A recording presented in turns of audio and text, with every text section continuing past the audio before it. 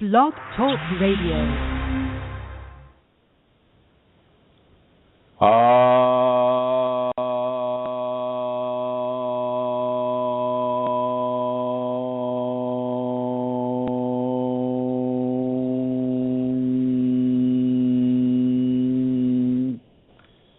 Hello everyone, this is Chrism, and I'd like to welcome you to this conversation about your Kundalini awakening experience or experiences.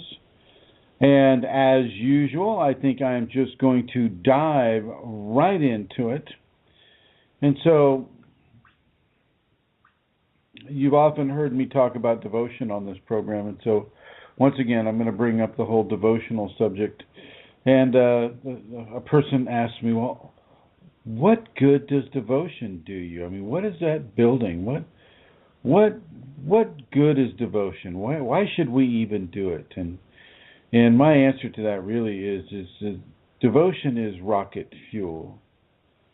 It's rocket fuel for your Kundalini equation, and anybody that is involved in a devotional practice is really in a very, very rapid practice. It's not a slow horizontal practice. It's a very strong practice. And so this is something you want to really, really consider when you're inside of the actions or action of your devotion. It's a very, very, very strong level of love materia, you might say.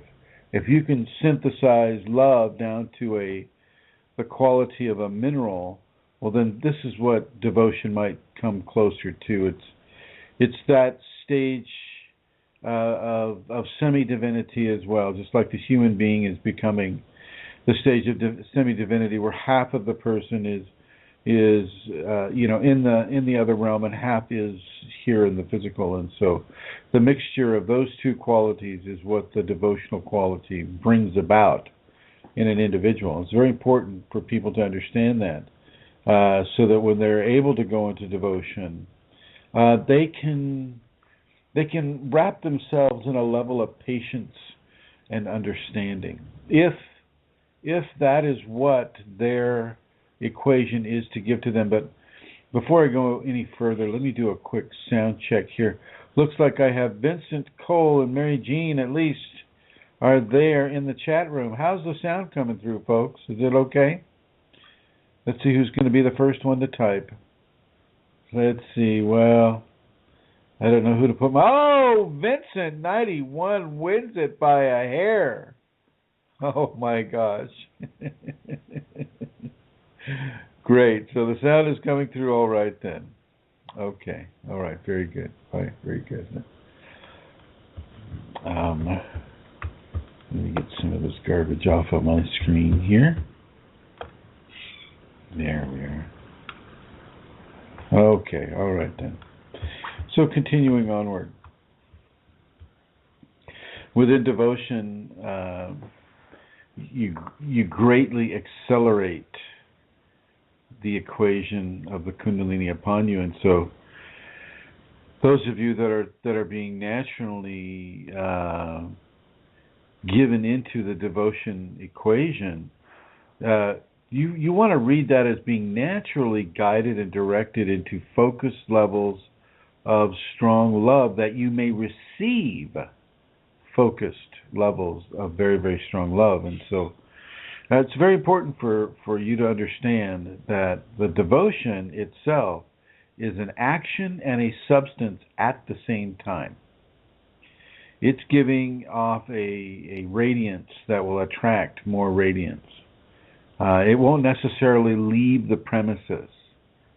This type of devotional divine interaction can stick with the geology for a long time. It can also just stick with the regular brick and mortar that whatever any home is made of. This is the type of thing that makes a holy place holy.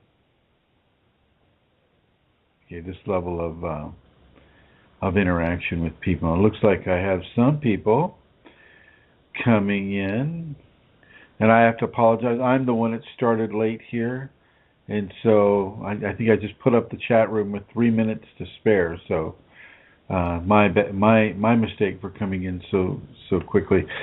Just as an afterthought, I do want to add something that I haven't been adding in the last few episodes, and that's where a person can get a hold of some of this information. And one area is on YouTube, and the YouTube channel is Chrism.Kundalini, Kundalini. So Chrism.Kundalini on YouTube. You can reach there's about a little over 300 videos there for you to have a look at. Also, Kundalini Awakening ! On Facebook. That's a group. So that's in the Facebook groups area, Kundalini Awakening ! As well as in the same area on Facebook, we have Kundalini Awakening Systems 2, Kundalini Awakening Systems 3, Kundalini Healing, Kundalini People. We have a whole venue of communities for people to explore that actually have the Kundalini. And so these are some of the areas where you can go to. Another one is Kundalini Awakening Systems1.com, and that's the number 1.com. And that is the one of the main websites. And I believe we'll be opening up another website specifically targeting the UK people. So UK people, I just want you to feel targeted now, in case you didn't before.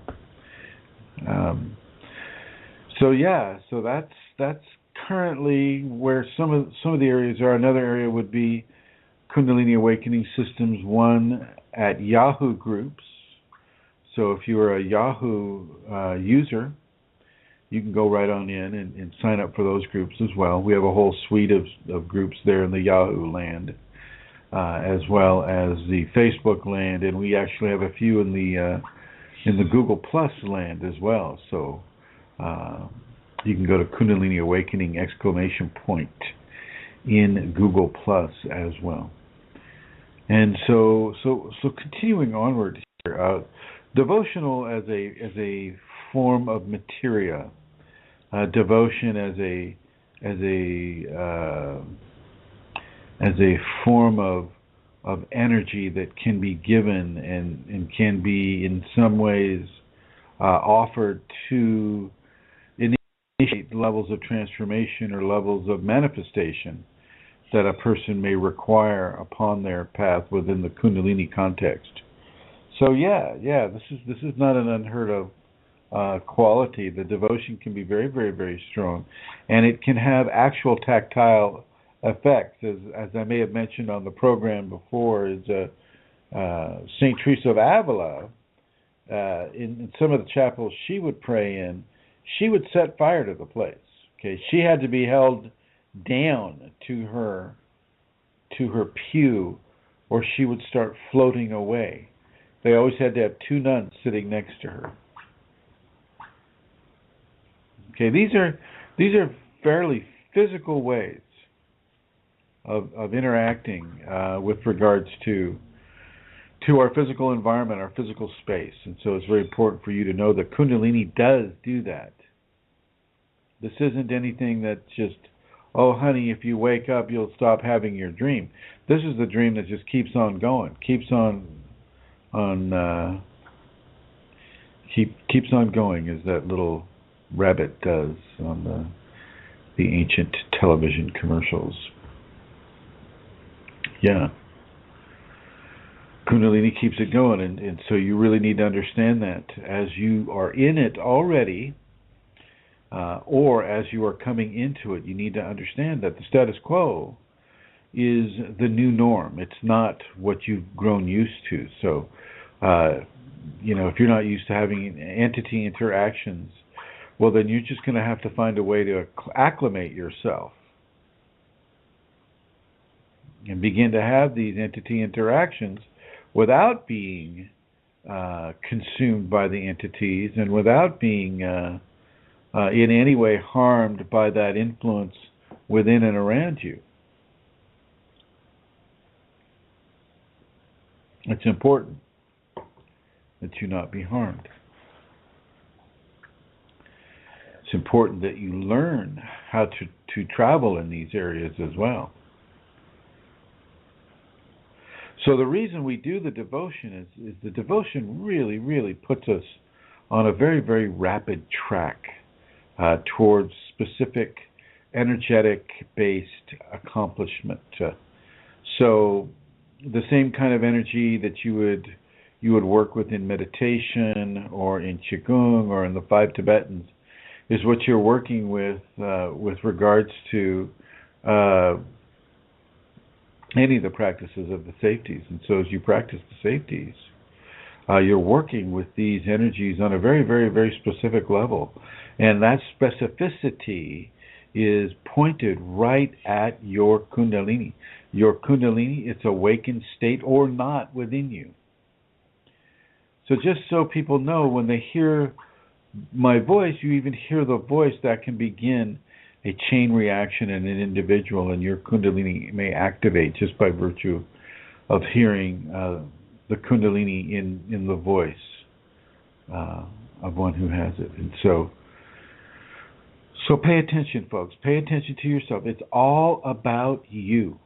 Yes. Yes, indeed. It is all about you. It is all about how you are responding to or driving yourself towards Kundalini interaction. Devotion is, as I've mentioned before, devotion is a vertical path. Just the same way devotion is a vertical path, physical prostration could be a more horizontal path, if you get what I mean.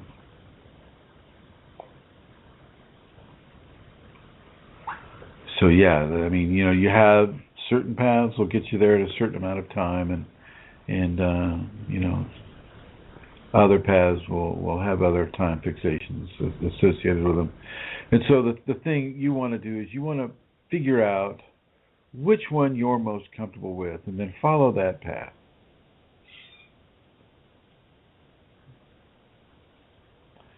And in some cases, it may have to be the one that you're least comfortable with, is the one that the Kundalini will push you into. So then you go into the one that you're least comfortable with. But either way, you're coming into levels of a strange new land, with a new landscape and new animals, new plants, new understandings, new groupings of people, new actions, new adventures, everything is kind of new when you add a whole spiritual dimension into your everyday life, which is what we're doing here. Remember, with Kundalini, one foot in heaven, the other foot on earth. That's what we're doing with the Kundalini.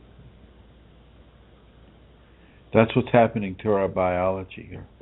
Our biology is being changed by the Kundalini in order for us to be able to adapt to a stronger and more vibrant level of spiritual divine energy that is pushing itself through us and around us,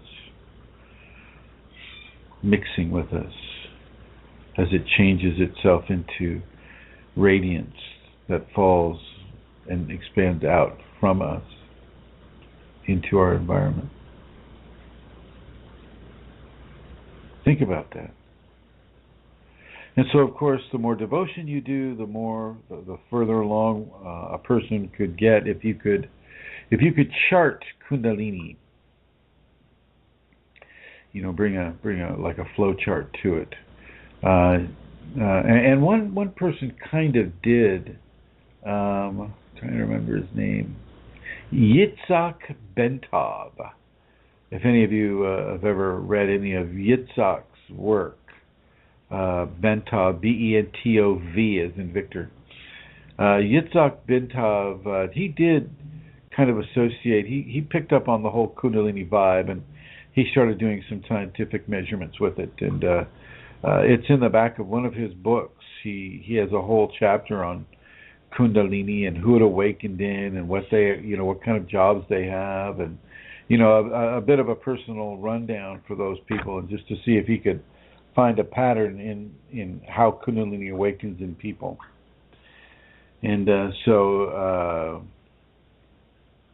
I forget the name of the book though, but Yitzhak Bentov is the author, and it's called Chase Stalking the Wild Pendulum, I believe is the name of the book. Stalking the Wild Pendulum. Yitzhak Bentov. And that would be in the back of the book. But until people do get a more profound understanding of what Kundalini is about and what is happening to them, there's going to be strong levels of fear and strong levels of resistance that a person's going to move into as they come into these more profound levels of understanding and experiencing. And it's to these folks that I would typically begin to, if their circumstances fit it, I would push them either away from devotion or into devotion.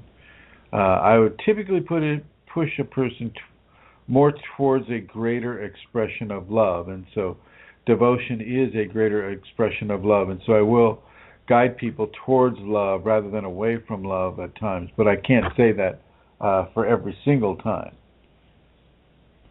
It's not that way for every single person. But devotion is that granulation of love that allows your voice to be heard very clearly within the divine firmament, clearly to your Kundalini and clearly to the Kundalini of those around you.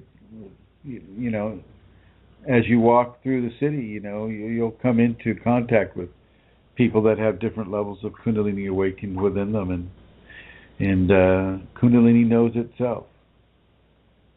And so as you do your devotions, you get stronger in the Kundalini. As you get stronger in the Kundalini, you get more information. As you get more information, you have more of an understanding what's occurring to you, and so you don't resist as much. And if you don't resist as much, things go much better for a person inside of the Kundalini. You don't want to resist Kundalini at all if you can help it. Okay. Well, I'm a little concerned here, everybody. BlogTalk is either doing something to us once again, oh, I see. Okay, Beatrice, Santara. Looks like we have a person with some questions here, folks. Hello, Beatrice. Hi, Chrism. How are you? Good. How are you? Fine. I called because I wanted to ask you a question about something that is happening to me every time I sit down and do mantras. And I tend to yarn a lot when I'm doing mantras, and I wanted to know what causes this to happen. Yawning is a spiritual release mechanism. So you should, if you find yourself yawning, that's perfectly normal. Okay. So, and also, I also sneezing a lot. Well, yeah, sneezing is it's a hyperactivation for that moment of the sneeze, of the Ida and Pingala, and with that force of air, dislodging something that might be caught in your windpipe or whatever. But it also has an energetic infusionary point, shall we say? So when you do sneeze, you kind of hit a reset button a little bit there. Okay. So this is good. This is a good sign. Yep, it's all both of those are good signs. Good sign. I also wanted to ask you, is there anything that you see that I need to know with my Kundalini that will further my process to go higher, and like anything that I need to improve or do? I did, as you asked me the last time when we spoke about to think with my intuitive mind and not the mental mind. I've been doing that, and that's helped me a lot. But just in case if I've missed something.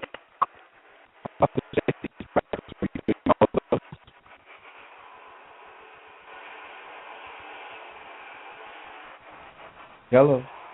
Hello? Hello? Yeah, how about the safeties practice? Are you doing the safeties?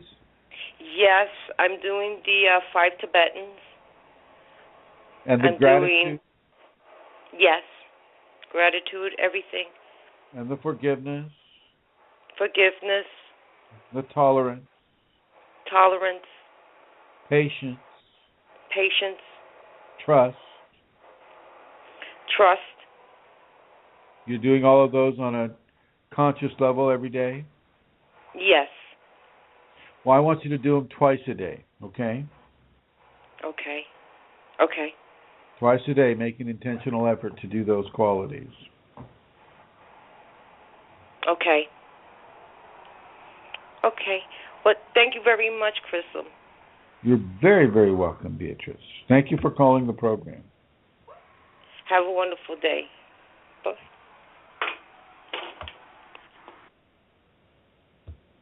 And I would like to introduce Her Holiness, the Celtic Queen of Questionable Comforts, Santara Kundalini. Hello, Santara. Hello, Chrism. How are you? Hi, Chrism. I'm good. Hello, everybody in the chat room, everybody listening in the archive, and all the people on the in the studio at the moment. Good to be here, Chrism. How are you? Fine. Good. Will I give... I was a little late arriving. Did you notice? I know. You left me hanging in the wind. I didn't even think I saw. Oh, no. Okay. I was at a very important event called a Christmas pantomime with my daughter. So yeah, whatever. Beauty and the Beast. So I'm just filled with song at the moment in my head. So let me go ahead and give everybody the place they can go to if they would like to make a donation to the work that Chrism does, the very important work that he does, because he does this work really 24/7. I mean, the work that we see him doing on the groups, that we see him doing here for the 2 hours every week, on the radio show. There is so much that he does behind the scenes that nobody sees, nobody knows about except the person that he is helping. And so really he does this work 24/7 except when he's sleeping, and it is his full-time work. And if you would like to assist with this, donations are very, very welcome. So I'm going to give you I have 2 blog spots that you can go to.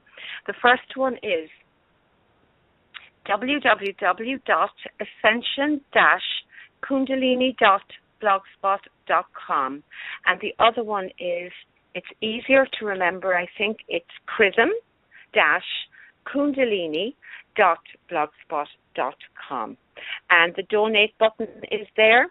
And press that, and it's very easy to give a donation. You can give it through PayPal, and that's probably the easiest way to do it. So again, all donations are gratefully received, and you know that there's no expectation of that everybody has to make a donation. It's people that want to make it, and people who are in a position to do so. And that's why I give out this every week. Some people actually try to make a donation on the Yahoo group, but the donate button isn't working there. So please just go to, let's say, I'll just give you one, chrism-kundalini.blogspot.com, and you can make your donation there. So thank you, Chrism. That's the only announcement I have at this moment. Well, thank you, Santara. Nice to hear the information being given out. So So as we go further into our devotional understandings, very important to keep in mind that as the devotion expands, well, so will the phenomena expand. As the phenomena expands, so will that phenomena come upon you, the individual. And all of a sudden, you're coping with phenomena that you're not prepared to cope with. And this is where a lot of the fragmentations can occur for people. The phenomena can be something like as easy as kriyas, which are the spontaneous movements of a Kundalini on a person, or direct interactions with entities that kind of fracture the idea that, we're here alone and, there is no other creation besides us. Well, it kind of upends up that whole mistaken hypothesis. And so, you have to get used to a different level of understanding and mixing into the spiritual environment. The spiritual environment has very, very specific levels to it as well, and these levels can be felt on the etheric body. You can feel a denser vibration as you go into an area of density. In the energetic environment, just as easily as, walking next to a magma pool in a volcanic area, here in the physical. It's that easy. And so the scenario is that, okay. Well, Mary Jean has asked a question. She says, when you say devotion, what exactly do you mean? How does one do devotion? Okay. Devotion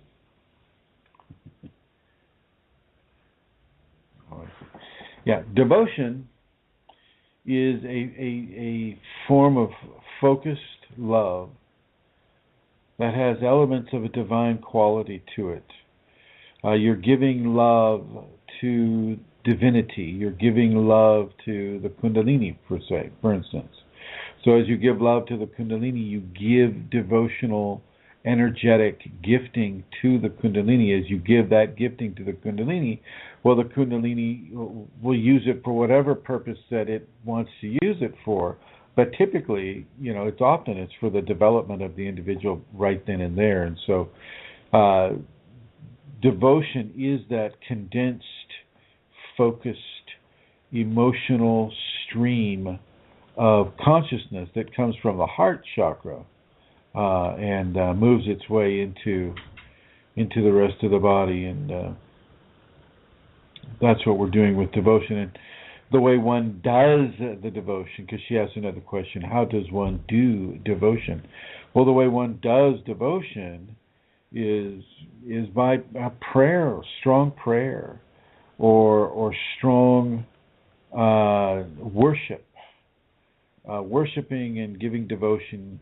You can have very, very devotional worship sessions, and that kind of devotion really can ramp up the amount of energy that a person is working with. And so do very, very, very strong devotional worship of the Shakti Kundalini, of Shakti or Shiva or Jesus or Mary or Buddha or Kuan Yin or great female spirit, great male spirit, whatever you want to call it. Do your manifestations of devotion to those symbols, or if you have a flesh teacher, and that flesh teacher is of the quality where you can give yourself to them. Then give yourself to that flesh teacher and allow their instructions to also begin to influence you as you begin to take paths that correspond with the noble truths, the noble qualities of behavioral expression within a Kundalini awakened example. And so these noble qualities are always about love and forgiveness and gratitude and tolerance and patience and the unconditional aspects of love, as well as any of the strong conditional aspects of love. Any and all aspects of love or what we're about here, as far as understanding and receiving and being able to help a person deflect the negative attributes of loss of love or perception of loss of love that they might encounter to hurt themselves. And so we put ourselves out there, just to pick up some of the emotional shards that other people have when they're going through their toxic phases. So yeah, okay, we've got a few people here. Good. And let's see. I see a Minnesota number. Looks like Rosemary has joined us, and looks like Joey, the Minnesota Twins, have joined us. Looks like we have Florida and a New York City number. So all the usual suspects here with us today on the phone line. So hello, everybody. Devotion, being this rocket fuel, can really send you into areas that you're not ready to deal with yet. I just need to tell you that straight up. Okay. You may find some of it repetitious because as you're going, I give myself to the Kundalini, I give control of my life, I give my life, I give control of, all of the things that you're giving to the Kundalini. You have to actually do it. You have to actually make that work for yourself. For all those qualities that you're adopting, they have to become real for you. That's how this works for you, is when you make it real. Okay, and so the question naturally goes, well, how much of it is just like mind control and all of this type of stuff? And I say, a good portion of it should be similar to mind control, because you're trying to get spiritual concepts past the very thin sieve of the Kundalini, and the Kundalini is just not going to allow that information, or actually the ego won't allow that information to spread into all parts of the body right off the bat. And so we have to keep introducing to the ego and to the subconscious these spiritual truths, and this is what we do when we give ourselves in devotion to our teacher or to God or to Kundalini.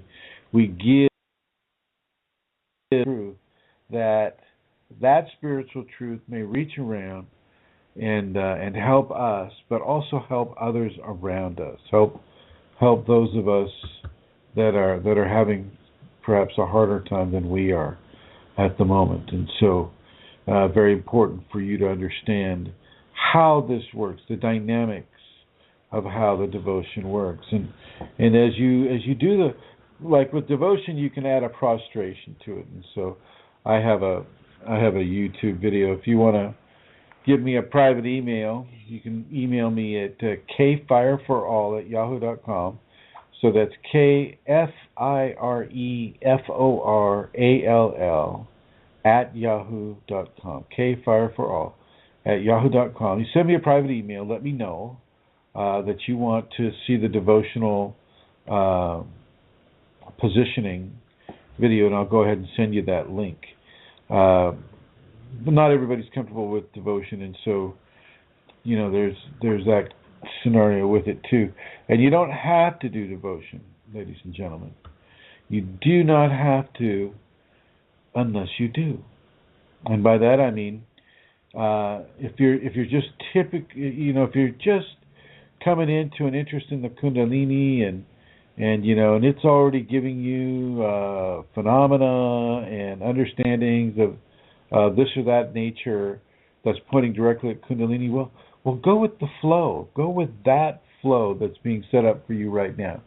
Go with that flow and let that flow give itself to you in the way that your Kundalini is directing you to receive it. Okay, don't just because you hear a flesh teacher say this and that. Well, they don't know everything that there is to know about you, not like your Kundalini does. You see, your Kundalini has that information. So, never shortchange yourself. Always look at your Kundalini as having some very, very, very good answers to your questions as well. Just because you're so close to the forest that you can't see the trees, or however that works, doesn't mean that you need to mistrust what your own senses and your own Kundalini is showing you. Okay? So devotion really, really feeds this mechanism. It feeds it hot.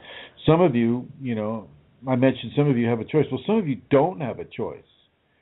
Some of you are almost jerked right into this intentional devotional practice so fast that it's almost as if the Kundalini doesn't want you to have any other experience besides that. It wants you to go straight there and really work with it from that angle.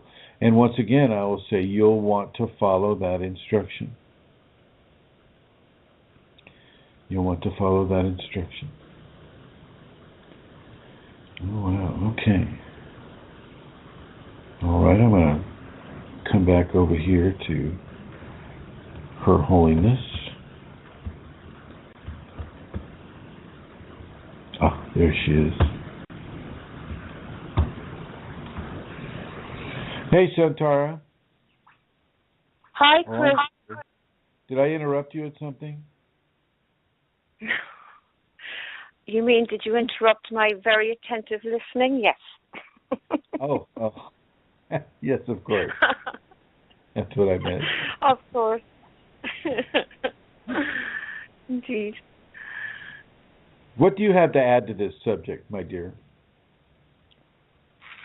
Well, I guess I'm one of the people who I've had no choice from the very beginning. Kundalini directed me to be devotional.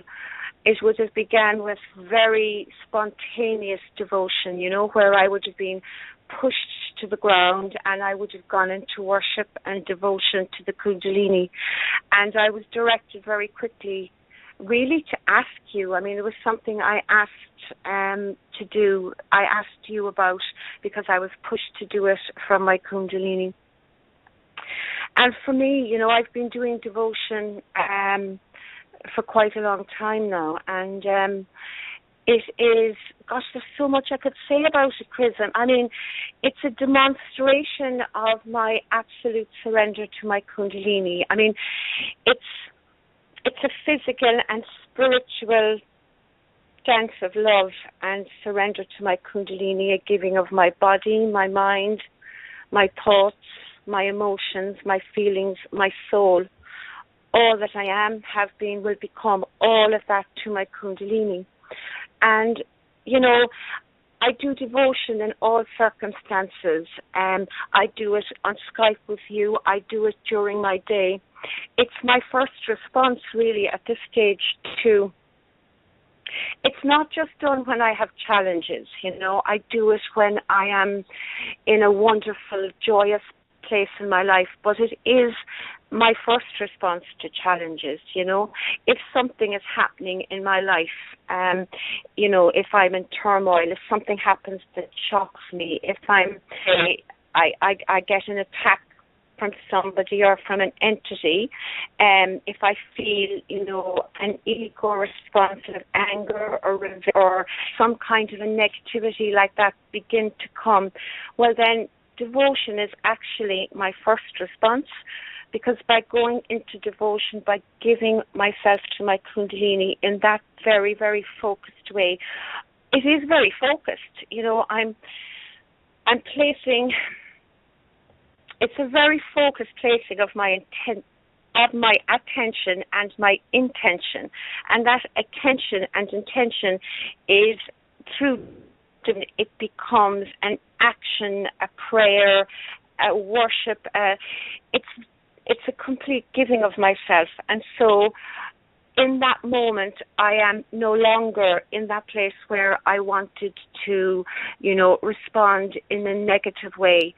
And in giving myself to the Kundalini, I open myself up into what the Kundalini would want.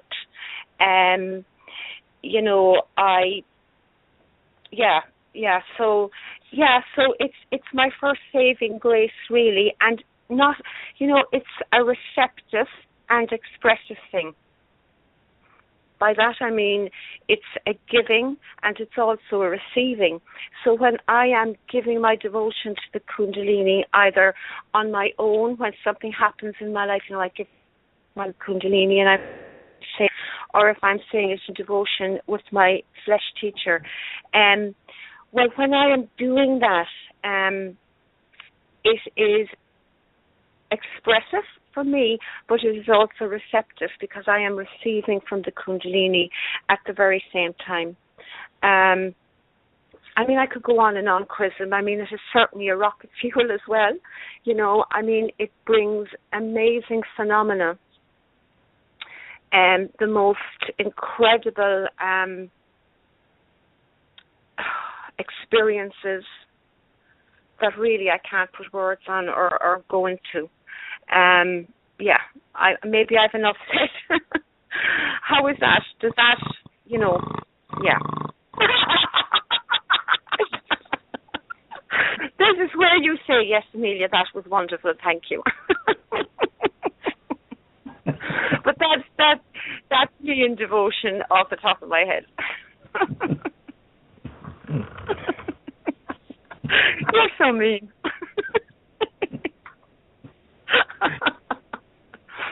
Oh, okay. So this is where you say, and come on. and the weather outside today.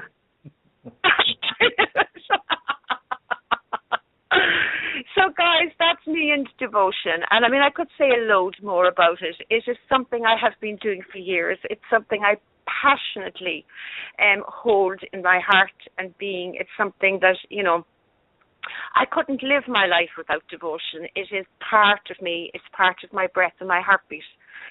So it's very much integrated into my being, my living. Yeah. Very good. Thank you, my dear. Thank you very much. You're welcome. And listeners, really. Oops. Somehow she got cut off there. I don't know how that happened. Forgive me, Santara. All right. So when you do the devotion and you really get yourself behind it, you got to really, really put your seatbelt on because it's gonna, the phenomena can become hot and heavy, or it can be longer and more drawn out for you just to test your staying power. So, for instance, if you've been doing devotion for a while and you're kind of, you're stopping, you're asking yourself, well, what the heck am I doing this for? And you're not finding that you're making the progress that you want to make. You really need to apply yourself more. This isn't you complaining outside to somebody, oh my gosh, it's not powerful enough for me. Well, if it's not powerful enough for you, you need to insert more power into the equation, more of an investment, more of an investment of your personal time and your personal feelings about this. Think about that. Think about what's going on with you regarding this and your Kundalini, and then from there, try to make a more informed choice with regards to, how you're going to work with it. So are you going to try to suppress it? Are you going to try to take drugs to suppress it? Are you going to welcome it? Are you going to surrender to it? What are you going to do with the Kundalini? When the Kundalini comes to you and starts to give you the phenomena that really begins to blow your mind because it wasn't supposed to be real, it wasn't supposed to be true, and all of a sudden, here it is. So when that occurs, where's your head? Where's your head at when that occurs? Have you filled it with levels of information that give you instant reference points for some of these things that are happening to you? Or do you just go straight into fear? Or do you do a little bit of both? Well, I'm going to suggest that everybody does a little bit of both. Fear typically comes first, and then boom, we try to control that which we're afraid of, and we can insert our little control mechanisms that may or may not work. Not always are we supposed to have control over our inner or outer environments. That's not necessarily the goal that we want to have with that. And I'm going to swing it back to Her Holiness. There she is. Santara? Hi, Chrism. I'd like to say another thing, and that is sometimes devotion brings balance. I mean, you're talking there about, phenomena coming through devotion. But sometimes, for myself, I can have incredible phenomena. I mean, it can be really, really amazing.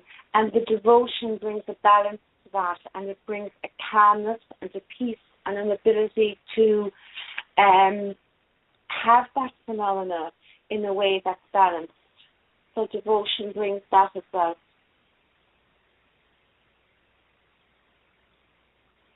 Okay. Well, thank you for that, Amelia.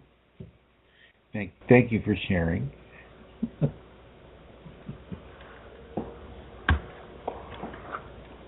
But it's true. It's absolutely true.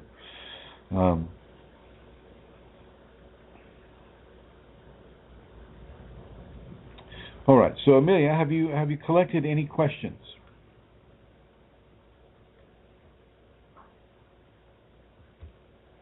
Hello. Amelia still with us? Uh-oh. Looks like she got dropped. Oh no. So while we're waiting for Amelia to come back, BlogTalk just dropped her. And as some of you know, some of you certainly in the chat room know that BlogTalk will just drop you for just no reason at all.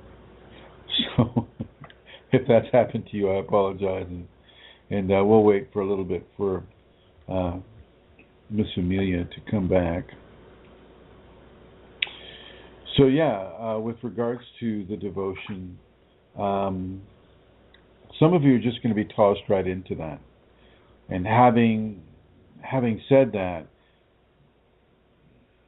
it's going to be a difficult thing because in many of you, you're just starting your surrendering path, and if you're having to surrender yourself to a flesh teacher, oh my God, hang on to your hat, because that's always the worst thing for us here in the West, is to surrender to anybody that eats and sleeps and goes to the bathroom the same way everybody else does. That's what's being asked of you, and so you need to buckle down and do what your Kunalini is telling you to do. And if that means you give devotion to that flesh person, well, you get on your hands and knees and you give devotion to that person. That's what it means.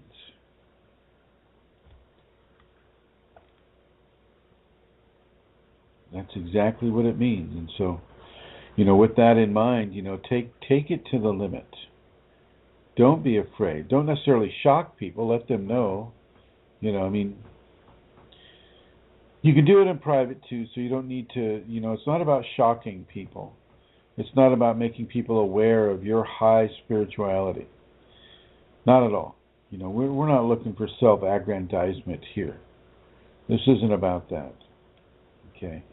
This is more about being points of radiance, points of divine radiance, which means that, we're points, we're points where that radiance can shine.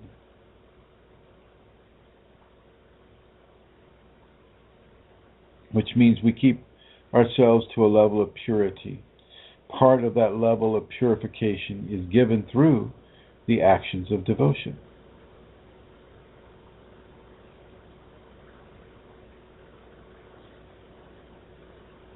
So devotion is not only a fuel, not only a quality of love, not only a quality of grace, not only a material quality. Okay. Love has these other qualities as well.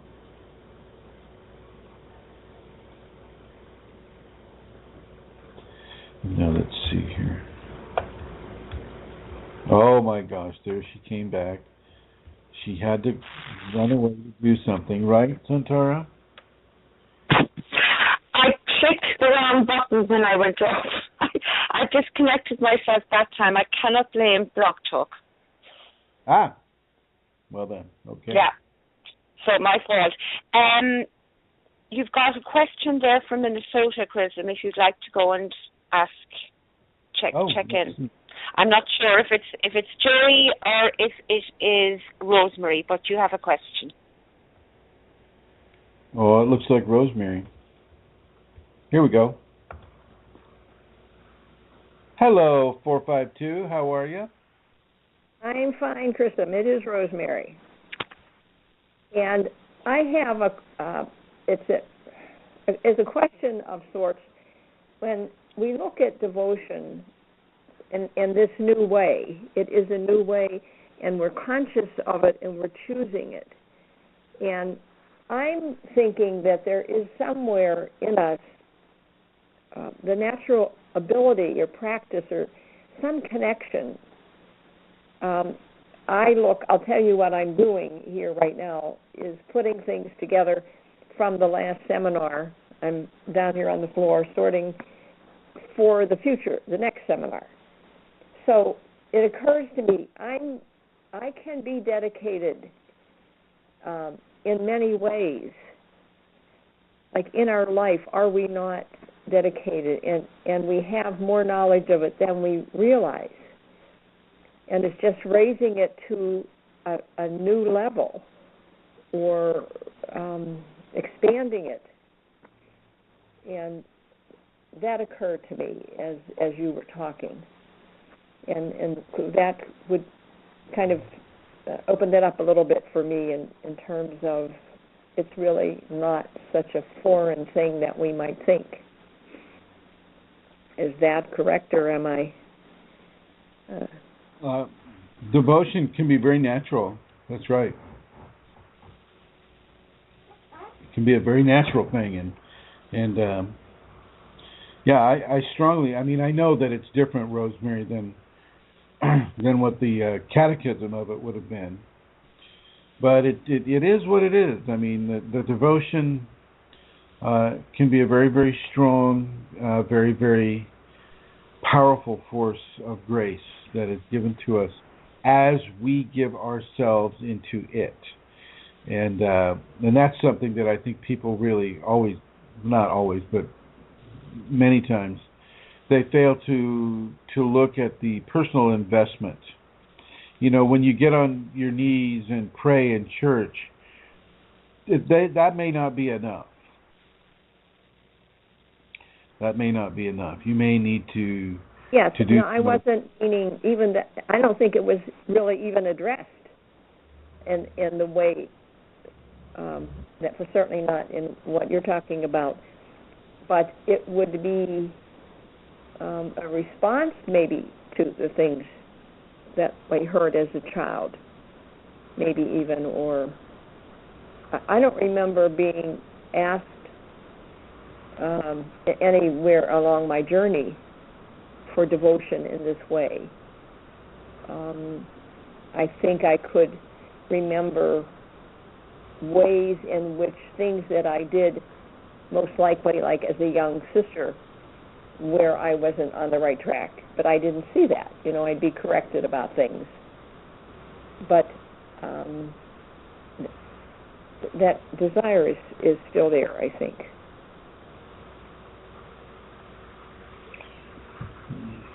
Sorry, that didn't go very far. So I think it's it's a very important topic. I think devotion is innate in us. I think it is something that when we were created, it was part of what we were given as part of us. It's in us. I mean, I think we were born to worship and be devotional and to sing that song of praise and to fall on our knees in many, many different ways.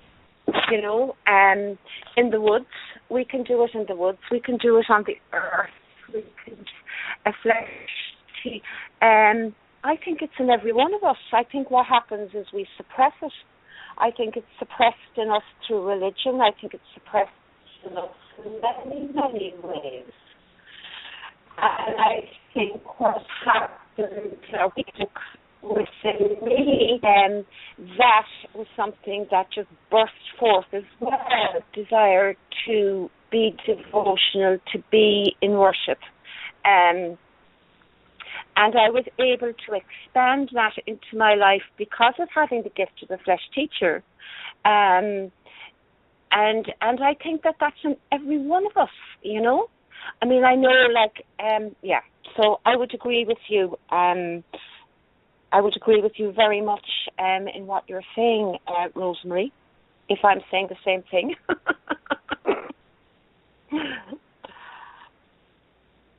Whoops, was that heard as well? Rosemary? Yes? Is she saying the same thing as you? Oh, I'm sorry. I heard the voice say muted, so I thought, and I'm in a sneezing. You probably heard me sneezing. I do. I think there's some natural ability in us, and ways it shows up. And I was thinking of other examples that doesn't carry us down our journey, but the dedication and the commitment of a mother to her child,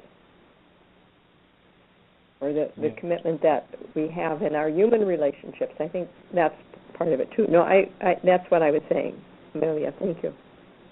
What about our animal relationships, Rosemary? Yes. What about our animal relationships? I want you to answer that one. Me? Yes. I have not developed that anywhere in my life. Does that mean that it shouldn't be developed? No. I mean, it's not been there. When I was probably a teenager in the family, we had a dog, and it was more my younger sister's dog than mine. And I probably am most touched by connection with animals with you and Lasha when I am there at the ashram and connect with. What have you spent most of your life studying and worshiping? God, right? Well, my idea of God. And right. I was thinking in our journey here in this conversation, Amelia, too, that mostly probably our devotion has been to ourselves and our own commitments and the connections that we have. But they've been narrow, but it's still something that we have. But probably my ego is the one that's gotten the most devotion. Well, I mean, yeah, the ego will do that. But yeah, if you can, when you move outside of the ego, you can. Things are very different. Let's just put it that way. Things are very different. But it's just getting people to move towards that outer layer, that outer parameter of the ego self, so that the Kundalini can move in. So as you move one aspect of energy out, well, the Kundalini will move it in.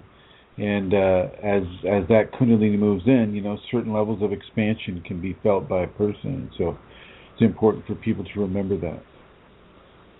Certain levels of expansion. I'm going to go back to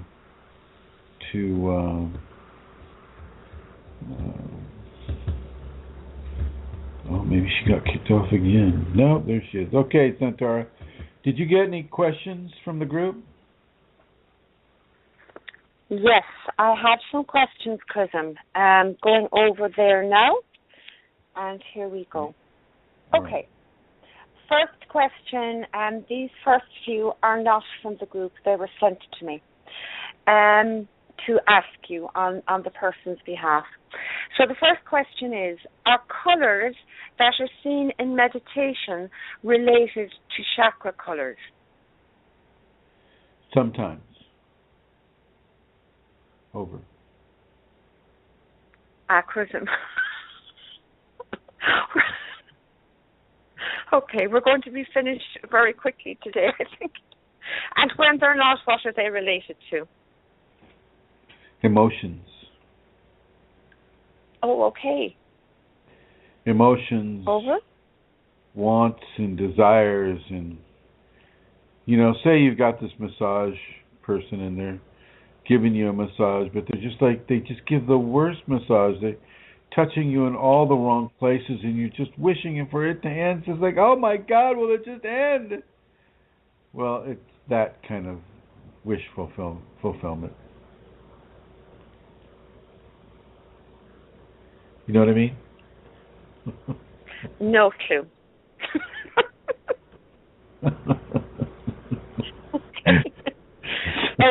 Okay.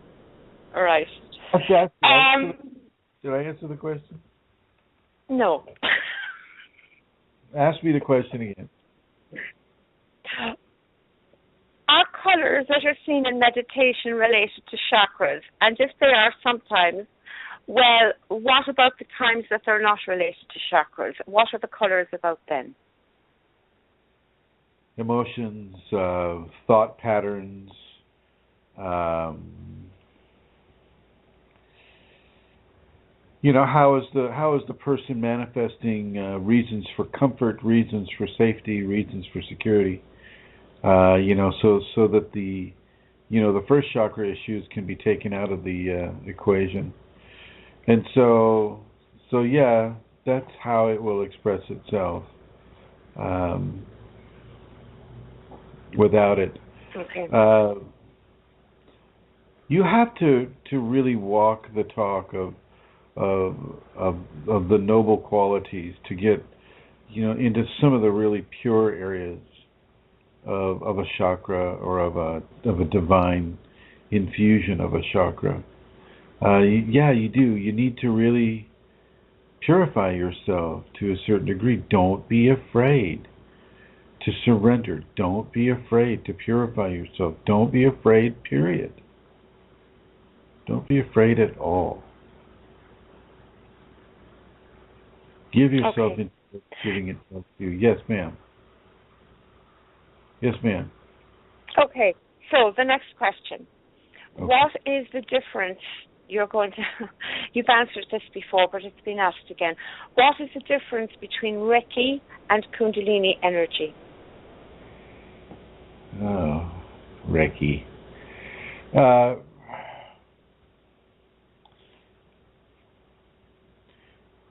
Reiki would be more of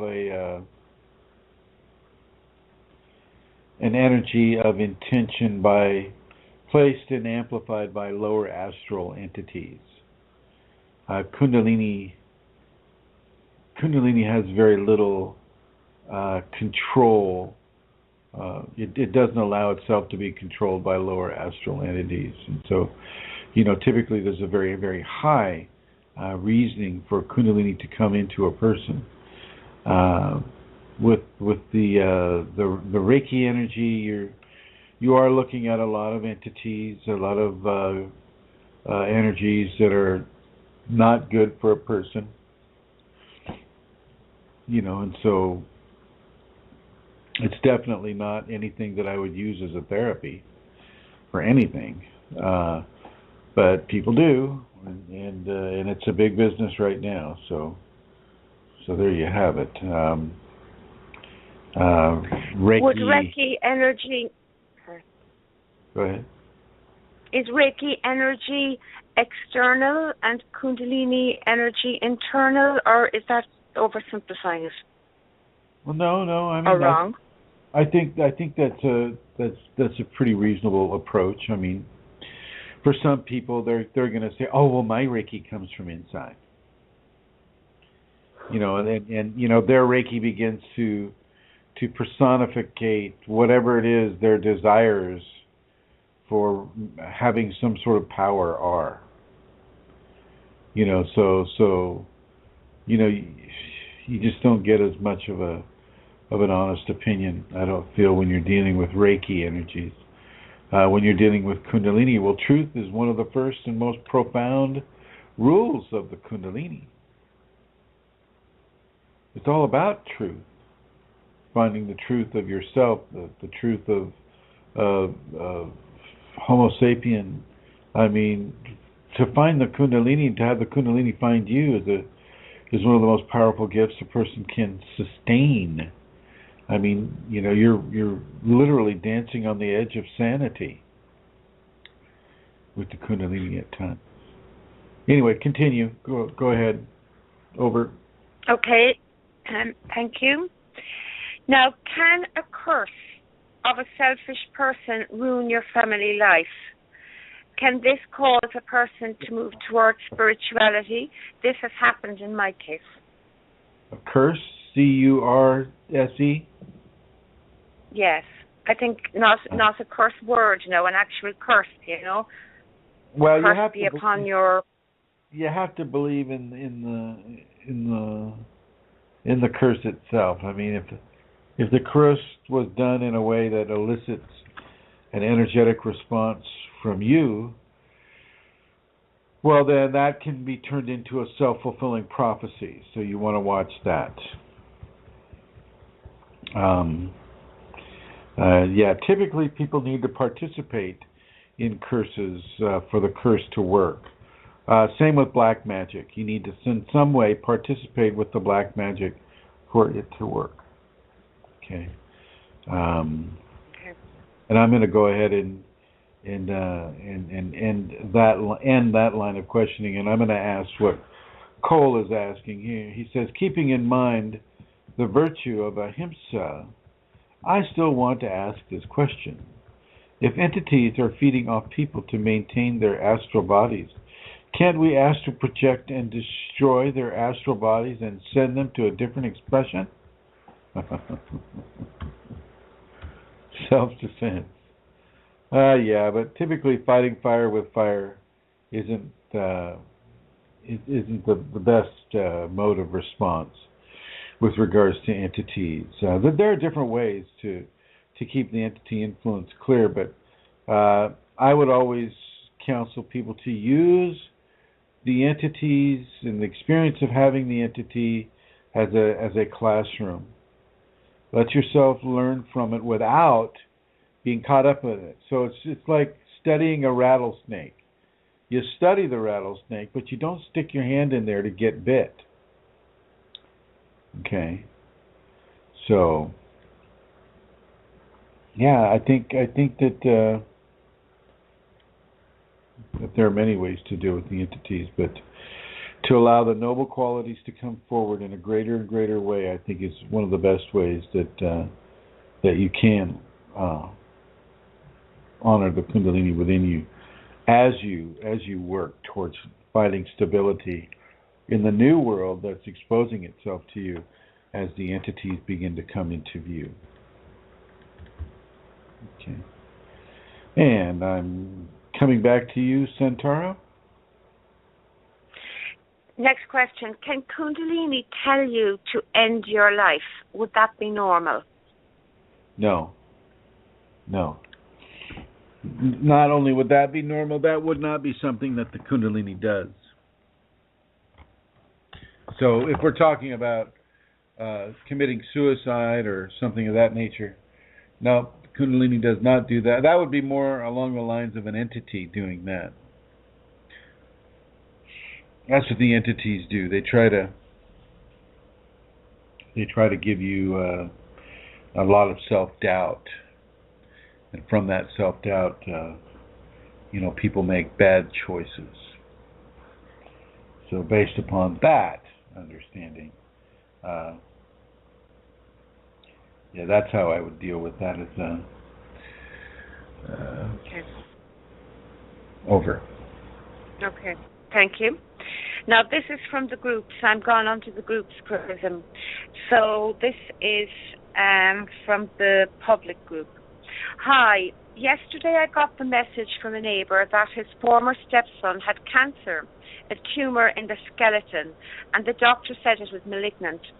I went home, asked my Kundalini for a prayer of healing for this young man. Today I got the message that the doctors had scanned his body earlier today, and they are now saying it is most likely not malignant, different to his first scan. I'm not sure what to think. Is it the Kundalini, or did the doctors make a mistake in the first place? I know it is impossible for anyone here to answer, but any input on how one can discern coincidences from a real healing event would be appreciated. I thank the Kundalini anyway. If it is her, it is truly divine. Well, I would Over. I would strongly suggest that you get rid of the idea that coincidence even exists. And as far as the Kundalini can easily manifest something of those natures. It can manifest both scenarios.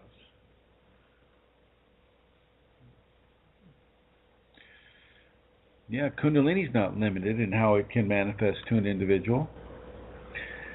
It can manifest any and all scenarios that it feels will suit its purposes with you. With you.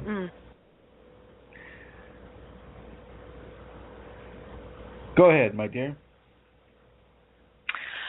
Okay, so I suppose the thing to do, not to be attached really, wouldn't it, to ask for the healing and then, let it go, and not with that, and the person thanking the Kundalini afterwards would have been the correct action, but not spending too much time considering was it this, was it that, was it, not to be, would that be correct?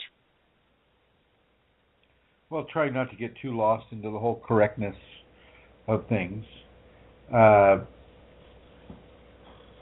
You always want to make your separations after you give a healing. So you make your separations. You make the separations, and then, the healing goes its way and you go the other way. Yeah. Okay. Next question. I changed my food to bland, and I can feel the positive effect on the headaches and the fight-flight response that caused me digestive problems. Is there anything I can do about that? I'm not getting this actually. I just copied and pasted it. Sorry. I changed my food to bland, and I can feel the positive effect on the headaches and the fight-flight response. But the changing to the bland diet caused digestive problems, even though it helps the headaches and the fight or flight response. Is there anything this person can do about that? Well, yeah, you can let it go for more than a week and a half maybe, and see how your body acclimates to it. After that, when you change up things like that, sometimes the body needs time to acclimate. Yeah. Okay. Good. And then another question from the same person is, I am searching for an authentic book or website on Kundalini and food. Any suggestions, please? She has found some on the internet but is not sure about them. So an authentic book or website on Kundalini and food. Would you have any suggestion, Chrism? Yeah, I would. I'd suggest the Amazon jungle would be a good resource for that. Any of the natural forested woodlands, low-lying hills within a Mediterranean climate would be a good source for that. But certainly things along the lines of, say, a jungle environment would have a lot of info on that. Over. Okay. I thought maybe you might actually say, well, there is a book coming called Kundalini Diet by Chrism. I do have that book. I do have that book. Yes, and it shall be published in 2016, perhaps. Right. So. Yeah. I have a wolf staring at me right now. I'm saying it in the presence of a wolf.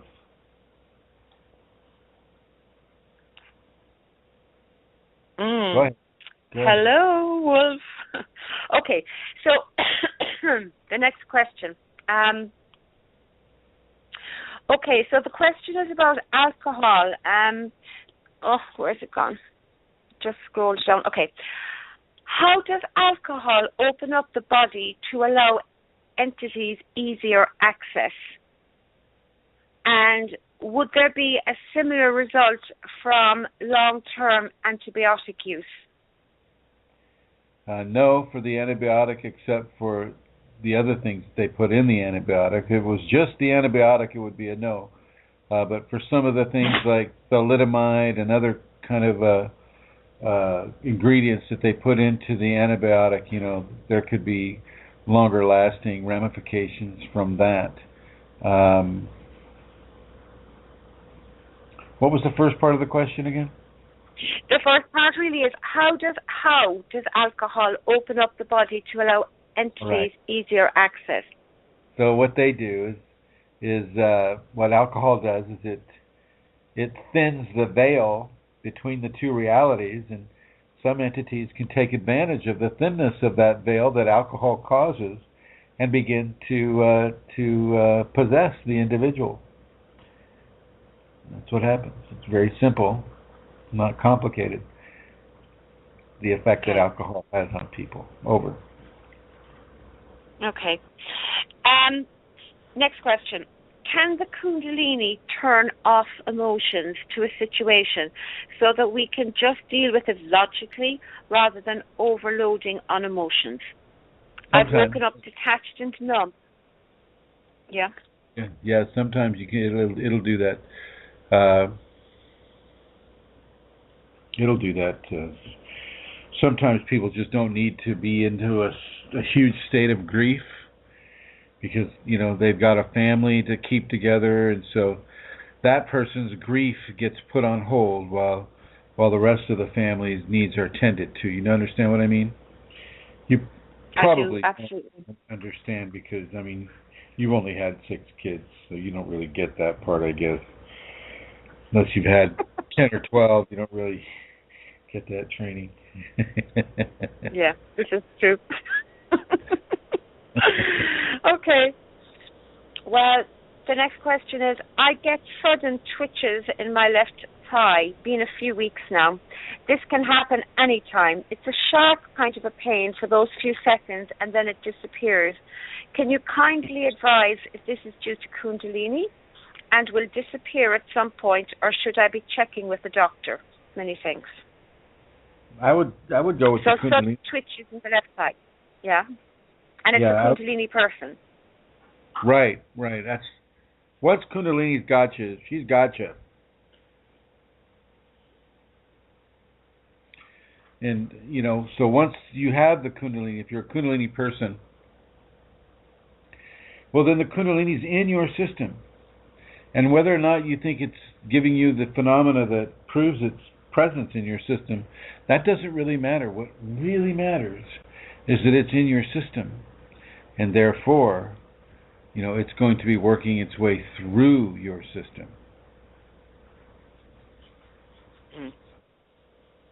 Over. And so everything is Kundalini in those circumstances, isn't it, Chrism?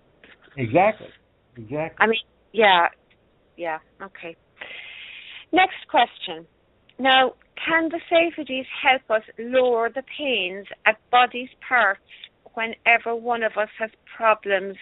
I have to switch this now, sorry. Can the safeties help us lower the pains in body parts when we have problems with hidden energy or blocked emotions? Yes, it can actually take the pain away completely. You won't feel the pain at all. That's not always what it does, but it has the ability to eradicate pain completely. completely. Mm. I've had a person get a broken back in a skiing accident, and instead of feeling pain, they felt deep warmth spreading throughout their back. Well, little did they know that was the Kundalini spreading. They should have been in exquisite pain, and they weren't. Well, at least not that kind of pain. Okay. Also, could you guide me about the animal presences? Sorry. Although I also need to... Can you guide me about the animal presence during meditation? Well, I think the person is asking about animal presence during meditation. What's that about, really? Well, the thing that you want to do when you're dealing with animal presence is you want to make sure that you also give them a present if they're giving you one. It's very important to remember that.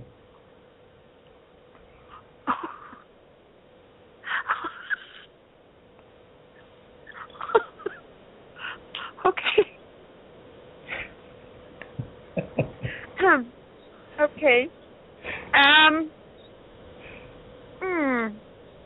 I'm scrolling. That's okay.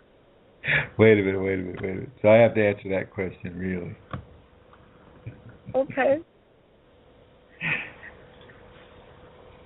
If you're getting animal presence during meditation, you're quite possibly tying into another time when the religion was centered around what kind of animal was in your space. And so if you're seeing animal presences of a Kundalini nature, so you'll see maybe a big cat, a tiger, or a big serpent, or hornets or bees or wolves or whatever, top of the line predator species, well, then you know that this is of a Kundalini nature that's taking place. And so you can discern from the nature of the animals that you see around you what flavor of energy or what stage, perhaps, of the Kundalini one is inside of. Over. Thank you. Next question. Why does the Kundalini give me to know much more than what a person is revealing to me about their life? Say again. Why does the Kundalini give me to know much more than what a person is revealing to me about their life? Because honesty and truth is a very important quality to the Kundalini. And it will give that honesty and truth, regardless of social improprieties. Okay, so the Kundalini is bypassing the lack of truth. Is that what you're saying? And giving the truth directly to this person? Correct. Okay, thank you. If a person is reliving old trauma night after night after night, what purpose does that serve in a Kundalini context? Refinement. Beating down their resistance. Wearing them down to the point where they can finally surrender themselves to the Kundalini within. It's a very strong purpose. It's a very strong reason. You know what I mean? Okay. So what would a person do, Chrism, if this was happening night after night? Let's say it's going on and it's going on and it's going on, and they're going, do they begin to forgive? I mean, what do they do? Well, I would buy a candy apple and have some fun with it. Personally. Okay. But right. if they can't do that, just make sure the tongue stays up, and that they stay, grounded to a good level. I mean, you don't need to go out and live next to a tree, but keep an eye on your grounding level and see how that's going for yourself. participate strongly in any of the physical exercises that you can participate in. If you have a wolf like I do now, well, you can walk 16 miles a week. So you get off of that chair, get off whatever you're doing, and get up and take a walk. Walk that wolf. Walk that wolf, Okay. that inner wolf or the external wolf. 2 days back, I went to a different city. I was in a hotel room. There in the morning, around 5:45, I felt like I was seeing with a golden light somewhere in the forehead and not from my usual 2 eyes. It was nice, but different. Then I saw a skull kind of face in the sunshine kind of light. So I terminated the vision by coming back deliberately and waking up. I was calm and ignored this as if I was passing someone. Yes, before that I had been feeling as if there was a spider on my foot and then on my outer wrist. What could it be?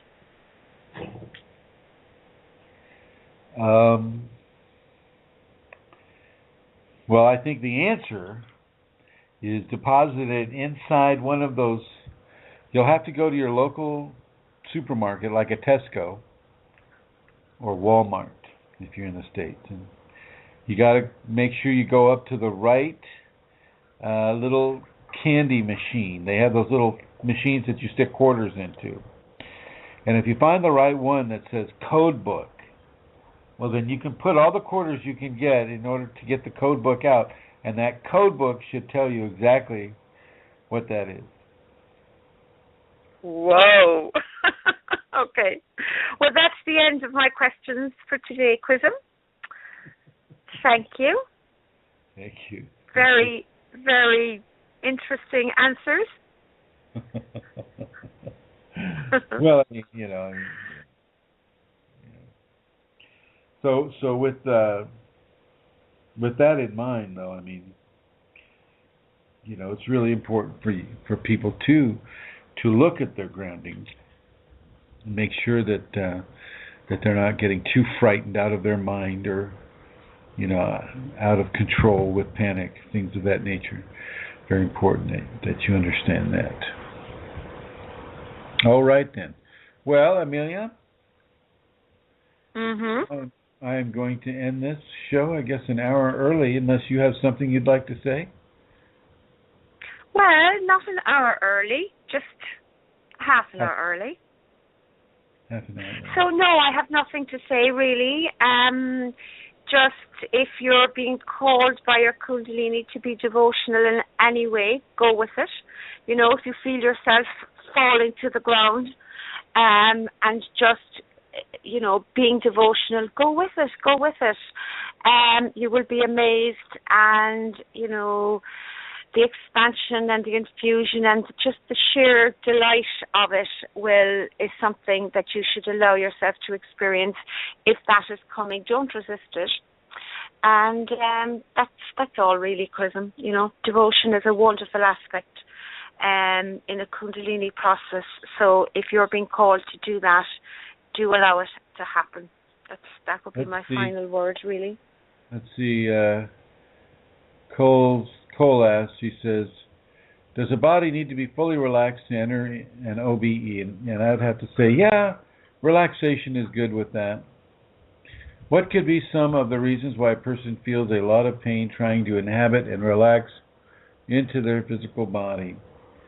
I've been having to ease into it slowly over time. Well, it's because you had some and still have some visitors that make that a little more difficult. And he continues to ask, I recognize how stuck in my head I've been. I'm feeling more strength and weighted to the ground as I inhabit it more and more every day. Very good. That is good. Okay, and I don't know that I've missed anybody else's question here. No, that's okay. All right. Okay, and I would like to thank everybody for listening, and I'm going to go ahead and end this episode, and I'm going to do it the way that I have been doing it. So good night, everybody, and thank you for listening.